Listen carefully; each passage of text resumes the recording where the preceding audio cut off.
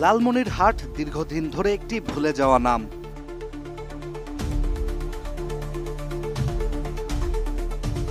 দ্বিতীয় বিশ্বযুদ্ধ চলাকালীন ছোট এই বিমান ঘাঁটির রানওয়ে অনেক আগেই সময়ের ধুলোয় ঢাকা পড়ে যায়। তবে এবার হঠাৎ করে এই রানওয়ে নিয়ে আবারও শুরু হয়েছে আলোচনা, যেখানে বাংলাদেশের সরকার জানিয়েছে প্রয়োজনের ভিত্তিতে সচল করার কথা। কিন্তু এই আলোচনার ছায়ায় উঠে আসতে শুরু করেছে গভীর কিছু প্রশ্ন। হঠাৎ আলোচনায় উঠে আসার কারণ শুধু লালমনিরহাট বিমান ঘাঁটির ইতিহাস নয়, বরং এটির ভৌগোলিক অবস্থান। ভারতের উত্তরবঙ্গ সীমান্ত থেকে মাত্র ২০ কিলোমিটার দূরে লালমনিরহাট, আর এই বিমান ঘাঁটি থেকে সমান দূরত্বে রয়েছে ভারতের গুরুত্বপূর্ণ ভূখণ্ড চিকেন নেক নামে পরিচিত শিলিগুড়ি করিডোর। এই করিডোর ভারতের উত্তর পূর্বাঞ্চলের ৭ রাজ্যকে বাকি দেশের সাথে যুক্ত করে। ফলে গুরুত্বপূর্ণ এই স্থানের খুব কাছেই একটি সক্রিয় বিমান ঘাঁটি করার পরিকল্পনায় নড়েচড়ে বসেছে নয়াদিল্লি।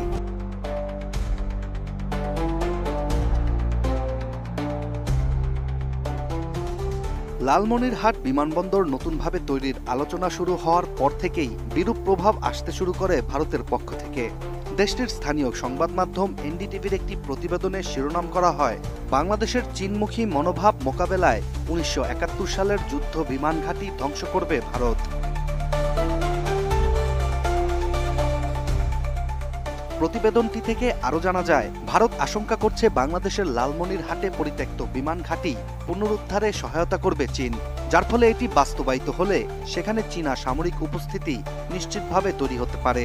যেমন দেশটির রাডার, ফাইটার জেট কিংবা অন্যান্য সেনা সরঞ্জাম থাকতে পারে ঘাঁটিটিতে।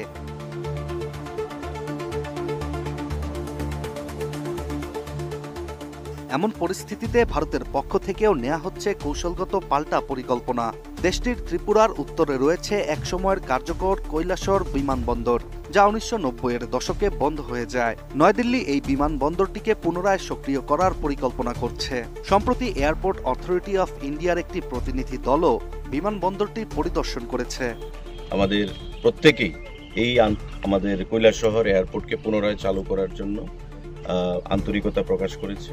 লালমনিরহাটে বিমান ঘাঁটির বিপরীতে ত্রিপুরার কৈলাসহর বিমানবন্দর, এটি দুই দেশের মধ্যে শুধু পাল্টাপাল্টি প্রতিক্রিয়াই নয়, এই ঘটনার পেছনে রয়েছে রাজনৈতিক পরিবর্তনও।